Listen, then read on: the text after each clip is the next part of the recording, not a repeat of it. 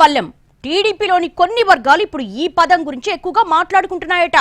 ఒక వివాదం మొదలైతే దానికి అర్థవంతంగా ఫుల్ స్టాప్ పెట్టకుండా కొనసాగించడం ఏంటి అన్న అసహనం కూడా వ్యక్తమవుతోందట.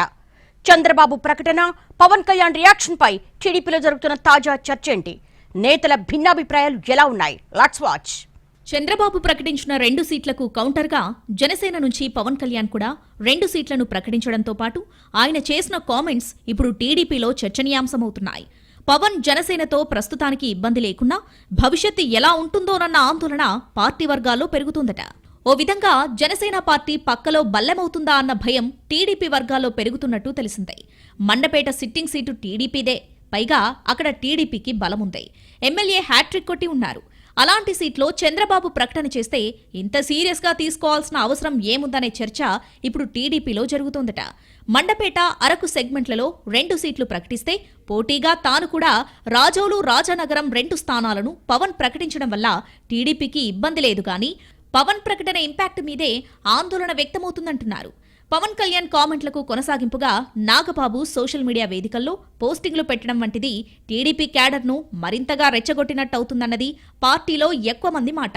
పవన్ ప్రకటన ఇబ్బంది లేదంటూ టీడీపీ రియాక్షన్ తర్వాత వ్యవహారానికి అక్కడితో ఫుల్ స్టాప్ పెట్టకుండా మరింత కొనసాగిస్తూ నాగబాబు ట్వీట్లు పెట్టడం పైన తెలుగుదేశం వర్గాల్లో చర్చ జరుగుతోందట. తాము ఫుల్ స్టాప్ పెట్టాలని ప్రయత్నిస్తుంటే అట్నుంచి కవ్వింపు చర్యలు ఎందుకనే ప్రశ్నలొస్తున్నట్లు తెలిసిందే.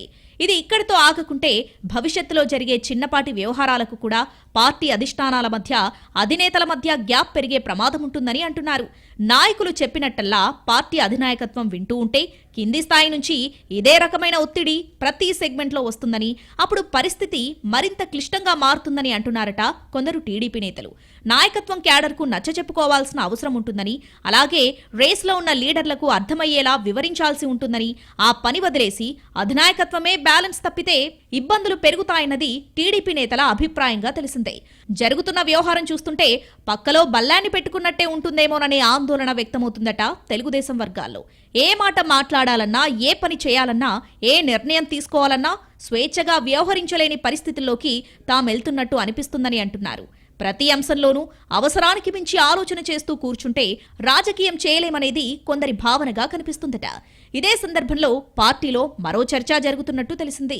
పవన్తో పొత్తు పెట్టుకున్నప్పుడే వ్యవహారం కొంచెం సున్నితమన్న విషయం అందరికీ అర్థమైందని, ఆ విషయం తెలిసి కూడా ప్రకటనలు చేసేటప్పుడు జాగ్రత్తగా లేకుంటే ఇలాగే ఉంటుందని అంటున్నారట కొందరు నేతలు.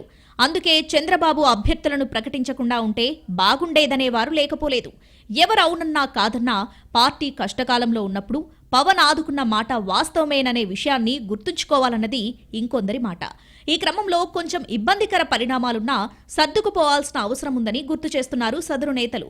పవన్ విషయంలో పార్టీ కానీ, చంద్రబాబు కానీ, కీలక నేతలు కానీ ఏమైనా తేడాగా వ్యవహరిస్తే పార్టీ, చంద్రబాబు ఇమేజ్, క్రెడిబిలిటీ దారుణంగా ఉంటుందని, ఇది మంచిది కాదని అంటున్నారట.